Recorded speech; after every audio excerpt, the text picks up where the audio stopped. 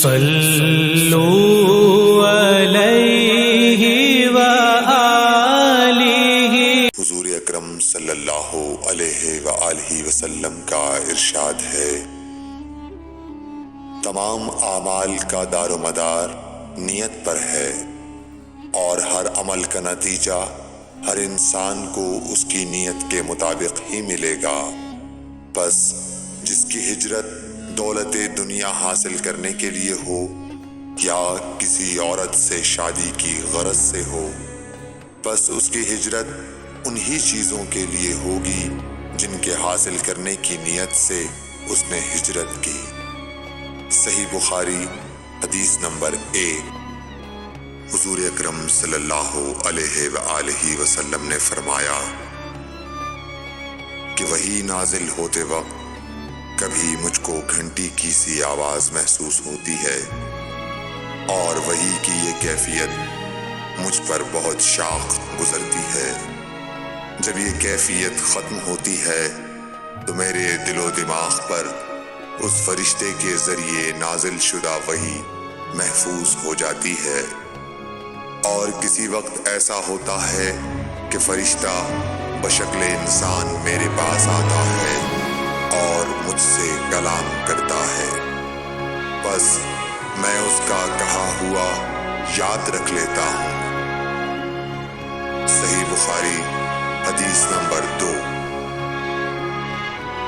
حضرت صلی اللہ علیہ وآلہ وسلم پر وحی کا ابتدائی دور اچھے سچے پاکیزہ خوابوں سے شروع ہوا۔ آپ خواب میں جو کچھ دیکھتے وہ صبح کی روشنی کی طرح صحیح اور سچا ثابت ہوتا۔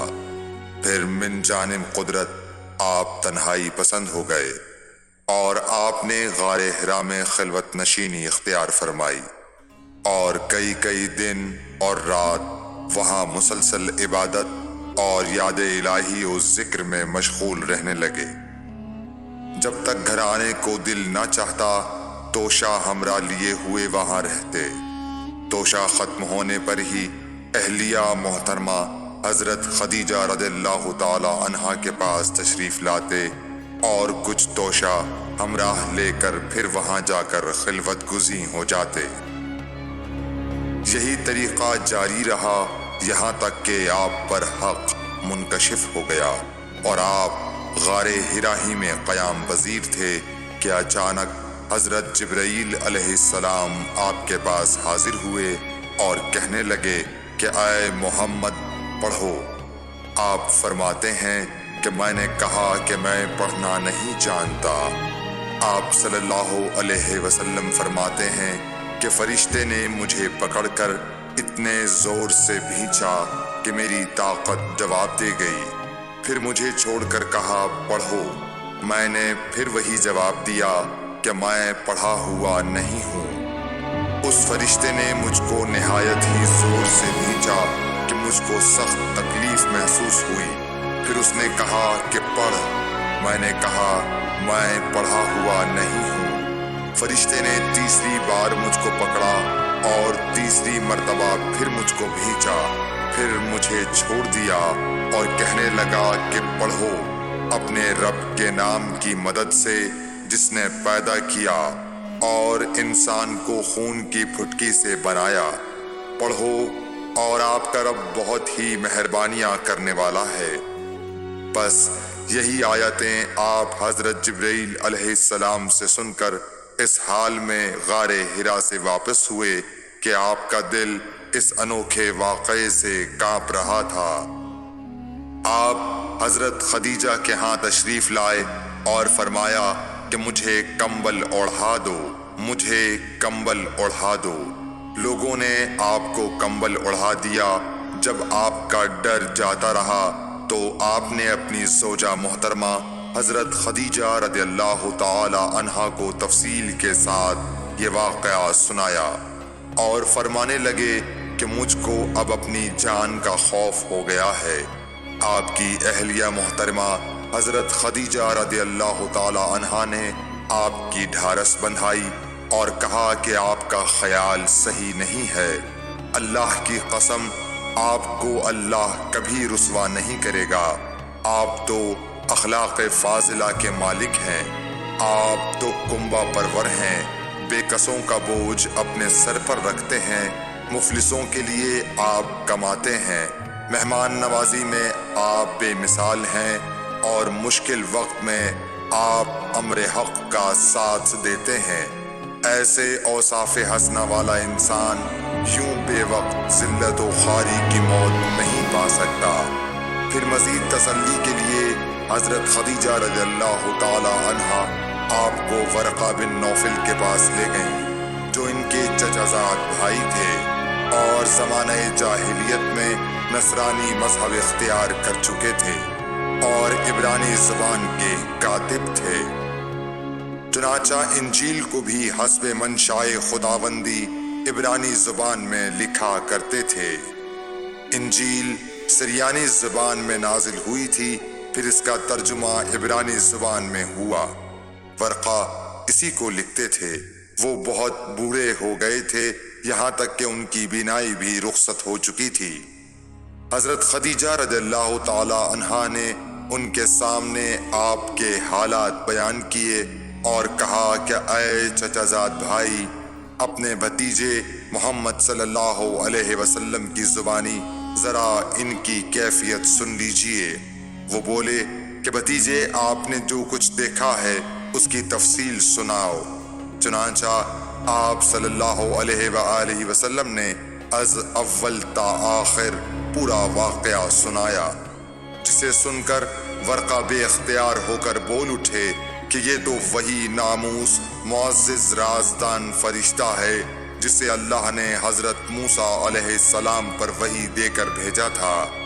کاش میں آپ کے اس عہد نبوت کے شروع ہونے پر جواں عمر ہوتا، کاش میں اس وقت تک زندہ رہتا جبکہ آپ کی قوم آپ کو اس شہر سے نکال دے گی۔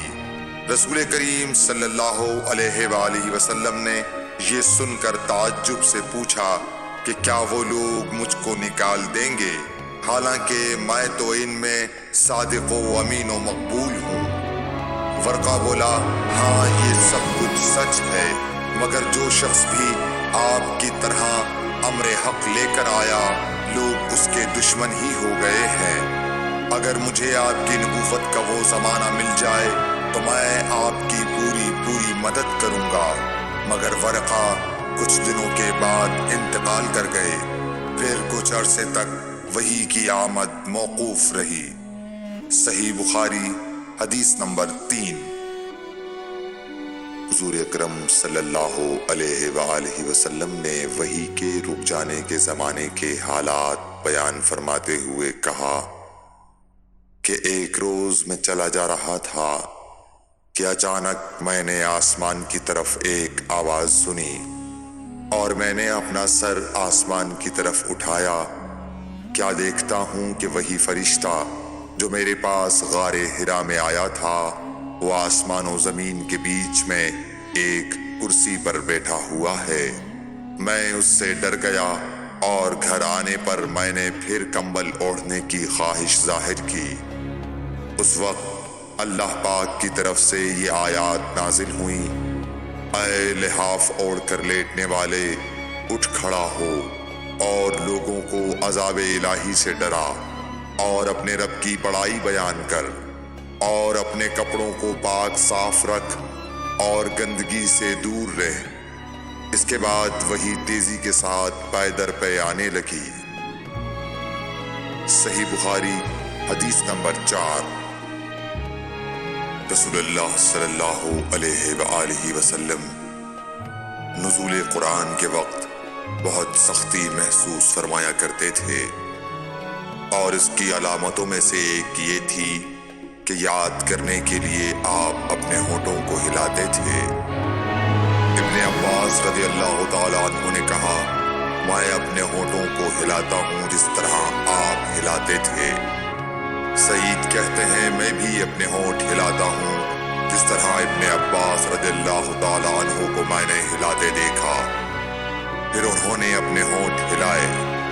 ابن عباس رضی اللہ تعالیٰ عنہ نے کہا، پھر یہ آیت اتری کہ اے محمد، قرآن کو جلد جلد یاد کرنے کے لیے اپنی زبان نہ ہلاؤ، اس کا جمع کر دینا اور پڑھا دینا ہمارا ذمہ ہے۔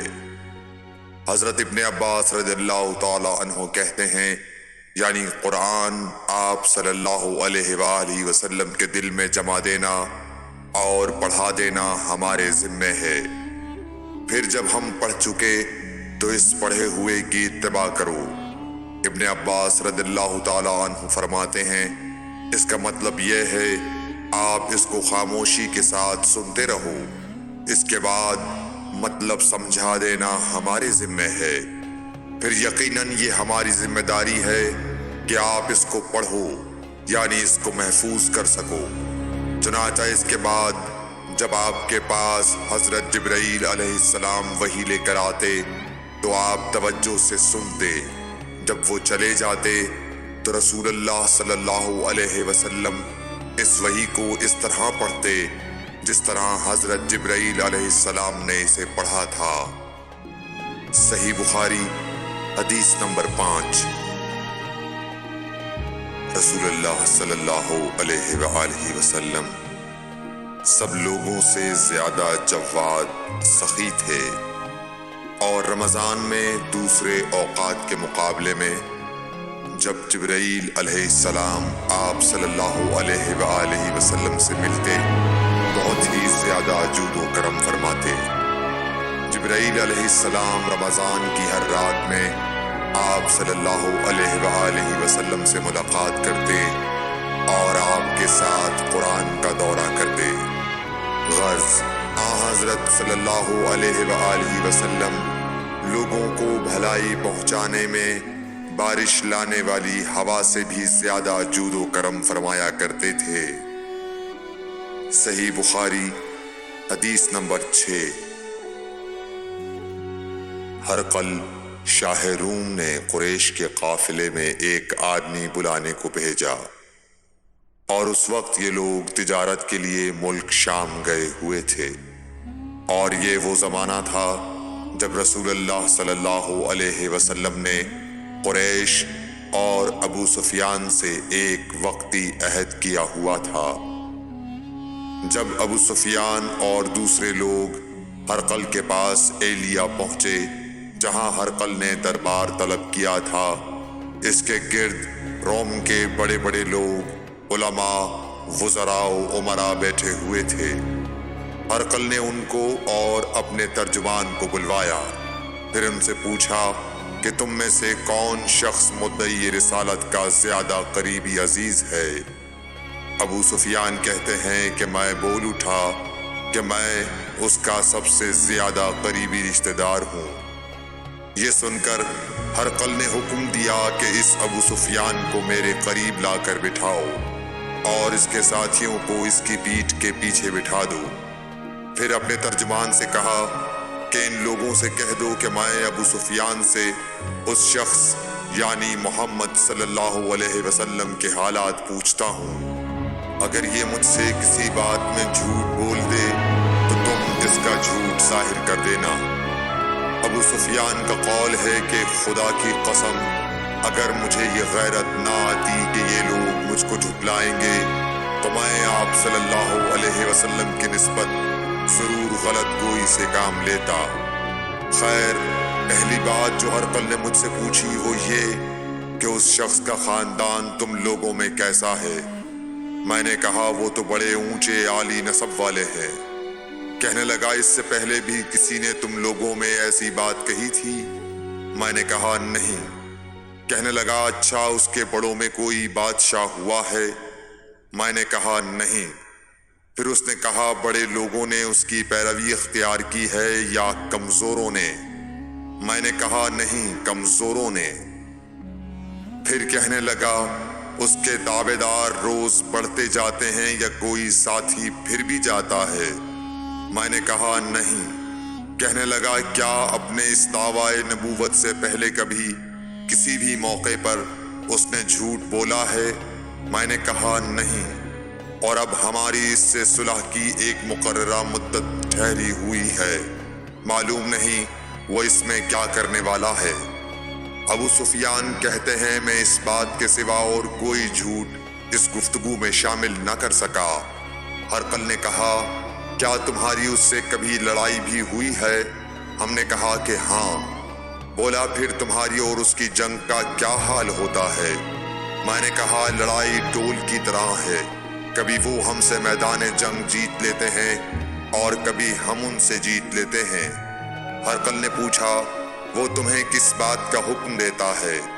میں نے کہا وہ کہتا ہے کہ صرف ایک اللہ ہی کی عبادت کرو، اس کا کسی کو شریک نہ بناؤ اور اپنے باپ دادا کی شرک کی باتیں چھوڑ دو، اور ہمیں نماز پڑھنے، سچ بولنے، پرہیزگاری اور صلہ رحمی کا حکم دیتا ہے۔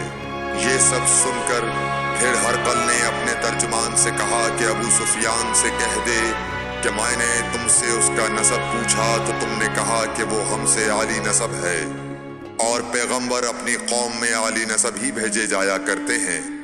میں نے تم سے پوچھا کہ دعویٰ نبوت کی یہ بات تمہارے اندر اس سے پہلے کسی اور نے بھی کہی تھی تو تم نے جواب دیا کہ نہیں۔ تب میں نے اپنے دل میں کہا کہ اگر یہ بات اس سے پہلے کسی اور نے کہی ہوتی تو میں سمجھتا کہ اس شخص نے بھی اسی بات کی تقلید کی ہے جو پہلے کہی جا چکی ہے۔ میں نے تم سے پوچھا کہ اس کے بڑوں میں کوئی بادشاہ بھی گزرا ہے تو تم نے کہا کہ نہیں۔ تو میں نے دل میں کہا کہ ان کے بزرگوں میں سے کوئی بادشاہ ہوا ہوگا تو کہہ دوں گا کہ وہ شخص اس بہانے اپنے آباء و اجداد کی بادشاہت اور ان کا ملک دوبارہ حاصل کرنا چاہتا ہے۔ اور میں نے تم سے پوچھا کہ اس بات کے کہنے یعنی پیغمبری کا دعویٰ کرنے سے پہلے تم نے کبھی اس کو دروغ گوئی کا الزام لگایا ہے؟ تم نے کہا کہ نہیں۔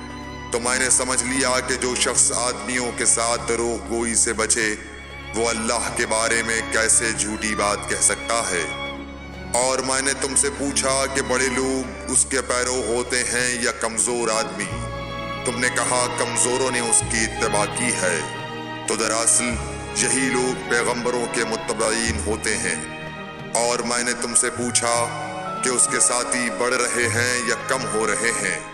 تم نے کہا کہ وہ بڑھ رہے ہیں، اور ایمان کی کیفیت یہی ہوتی ہے حتیٰ کہ وہ کامل ہو جاتا ہے۔ اور میں نے تم سے پوچھا کہ آیا کوئی شخص اس کے دین سے ناخوش ہو کر مرتد بھی ہو جاتا ہے؟ تم نے کہا نہیں۔ تو ایمان کی خاصیت بھی یہی ہے، جن کے دلوں میں اس کی مسرت رچ بس جائے وہ اس سے لوٹا نہیں کرتے۔ اور میں نے تم سے پوچھا کہ آیا وہ کبھی عہد شکنی کرتے ہیں؟ تم نے کہا نہیں۔ پیغمبروں کا یہی حال ہوتا ہے، وہ عہد کی خلاف ورزی نہیں کرتے۔ اور میں نے تم سے کہا کہ وہ تم سے کس چیز کے لیے کہتے ہیں؟ تم نے کہا کہ وہ ہمیں حکم دیتے ہیں کہ اللہ کی عبادت کرو، اس کے ساتھ کسی کو شریک نہ ٹھہراؤ، اور تمہیں بتوں کی پرستش سے روکتے ہیں، سچ بولنے اور پرہیزگاری کا حکم دیتے ہیں۔ لہٰذا اگر یہ باتیں جو تم کہہ رہے ہو سچ ہیں تو ان قریب وہ اس جگہ کا مالک ہو جائے گا کہ جہاں میرے یہ دونوں پاؤں ہیں۔ مجھے معلوم تھا کہ وہ پیغمبر آنے والا ہے، مگر مجھے یہ معلوم نہیں تھا کہ وہ تمہارے اندر ہوگا۔ اگر میں جانتا کہ اس تک پہنچ سکوں گا تو اس سے ملنے کے لیے ہر تکلیف گوارا کرتا۔ اگر میں اس کے پاس ہوتا تو اس کے پاؤں دھوتا۔ ہرقل نے رسول اللہ صلی اللہ علیہ وسلم کا وہ خط منگایا جو آپ نے وحیہ کلبی رضی اللہ تعالیٰ عنہ کے ذریعے حاکم بصرہ کے پاس بھیجا تھا، اور اس نے وہ ہرقل کے پاس بھیج دیا تھا۔ پھر اس کو پڑھا تو اس میں لکھا تھا اللہ کے نام کے ساتھ جو نہایت مہربان اور رحم والا ہے۔ اللہ کے بندے اور اس کے پیغمبر محمد صلی اللہ علیہ وسلم کی طرف سے یہ خط ہے شاہ روم کے لیے۔ اس شخص پر سلام ہو جو ہدایت کی پیروی کرے۔ اس کے بعد میں آپ کے سامنے دعوت اسلام پیش کرتا ہوں۔ اگر آپ اسلام لے آئیں گے تو دین و دنیا میں سلامتی نصیب ہوگی، اللہ آپ کو دوہرا ثواب دے گا، اور اگر آپ میری دعوت سے روگردانی کریں گے تو آپ کی رعایا کا گناہ بھی آپ ہی پر ہوگا۔ اور اے اہل کتاب، ایک ایسی بات پر آ جاؤ جو ہمارے اور تمہارے درمیان یکساں ہے، وہ یہ کہ ہم اللہ کے سوا کسی کی عبادت نہ کریں اور کسی کو اس کا شریک نہ ٹھہرائیں، اور نہ ہم میں سے کوئی کسی کو خدا کے سوا اپنا رب بنائے۔ پھر اگر وہ اہل کتاب اس کتاب سے منہ پھیر لیں تو مسلمانوں، تم ان سے کہہ دو کہ تم مانو یا نہ مانو، ہم ایک خدا کے اطاعت گزار ہیں۔ ابو سفیان کہتے ہیں، جب ہرقل نے جو کچھ کہنا تھا کہہ دیا اور خط پڑھ کر فارغ ہوا تو اس کے ارد گرد بہت شور و غوغا ہوا، بہت سی آوازیں اٹھیں اور ہمیں باہر نکال دیا گیا۔ تب میں نے اپنے ساتھیوں سے کہا کہ ابو کبشہ کے بیٹے حضرت صلی اللہ علیہ وسلم کا معاملہ تو بہت بڑھ گیا۔ دیکھو تو اس سے بنی اصفر روم کا بادشاہ بھی ڈرتا ہے۔ مجھے اس وقت سے اس بات کا یقین ہو گیا کہ حضور صلی اللہ علیہ وسلم ان قریب غالب ہو کر رہیں گے، حتیٰ کہ اللہ نے مجھے مسلمان کر دیا۔ راوی کا بیان ہے کہ ابن ناطور ایلیا کا حاکم ہرقل کا مصاحب اور شام کے نصارہ کا لاٹ پادری بیان کرتا تھا کہ ہرقل جب ایلیا آیا ایک دن صبح کو پریشان اٹھا تو اس کے درباریوں نے دریافت کیا کہ آج ہم آپ کی حالت بدلی ہوئی پاتے ہیں، کیا وجہ ہے؟ ابن ناطور کا بیان ہے کہ ہرقل نجومی تھا، علم نجوم میں وہ پوری مہارت رکھتا تھا۔ اس نے اپنے ہم نشینوں کو بتایا کہ میں نے آج رات ستاروں پر نظر ڈالی تو دیکھا کہ ختنہ کرنے والوں کا بادشاہ ہمارے ملک پر غالب آ گیا ہے۔ بھلا اس زمانے میں کون لوگ ختنہ کرتے ہیں؟ انہوں نے کہا کہ یہود کے سوا کوئی ختنہ نہیں کرتا، سو ان کی وجہ سے پریشان نہ ہوں۔ سلطنت کے تمام شہروں میں یہ حکم لکھ بھیجیے کہ وہاں جتنے یہودی ہوں سب قتل کر دیے جائیں۔ وہ لوگ انہی باتوں میں مشغول تھے کہ ہرقل کے پاس ایک آدمی لایا گیا جسے شاہ غسان نے بھیجا تھا۔ اس نے رسول اللہ صلی اللہ علیہ وسلم کے حالات بیان کیے۔ جب ہرقل نے سارے حالات سن لیے تو کہا کہ جا کر دیکھو وہ ختنہ کیے ہوئے ہے یا نہیں۔ انہوں نے اسے دیکھا تو بتلایا کہ وہ ختنہ کیا ہوا ہے۔ ہرقل نے جب اس شخص سے عرب کے بارے میں پوچھا تو اس نے بتلایا کہ وہ ختنہ کرتے ہیں۔ تب ہرقل نے کہا کہ یہی محمد صلی اللہ علیہ وسلم اس امت کے بادشاہ ہیں جو پیدا ہو چکے ہیں۔ پھر اس نے اپنے ایک دوست کو رومیہ خط لکھا اور وہ بھی علم نجوم میں ہرقل کی طرح ماہر تھا۔ پھر وہاں سے ہرقل حمص چلا گیا۔ ابھی حمص سے نکلا نہیں تھا کہ اس کے دوست کا خط اس کے جواب میں آ گیا۔ اس کی رائے بھی حضور صلی اللہ علیہ وسلم کے ظہور کے بارے میں ہرقل کے موافق تھی کہ محمد صلی اللہ علیہ وسلم واقعی پیغمبر ہیں۔ اس کے بعد ہرقل نے روم کے بڑے آدمیوں کو اپنے حمص کے محل میں طلب کیا اور اس کے حکم سے محل کے دروازے بند کر لیے گئے۔ پھر وہ اپنے خاص محل سے باہر آیا اور کہا، اے روم والو، کیا ہدایت اور کامیابی میں کچھ حصہ تمہارے لیے بھی ہے؟ اگر تم اپنی سلطنت کی بقا چاہتے ہو تو پھر اس نبی صلی اللہ علیہ وسلم کی بیعت کر لو اور مسلمان ہو جاؤ۔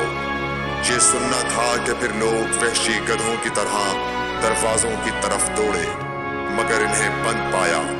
آخر جب ہرقل نے اس بات سے ان کی یہ نفرت دیکھی اور ان کے ایمان لانے سے مایوس ہو گیا تو کہنے لگا کہ ان لوگوں کو میرے پاس لاؤ۔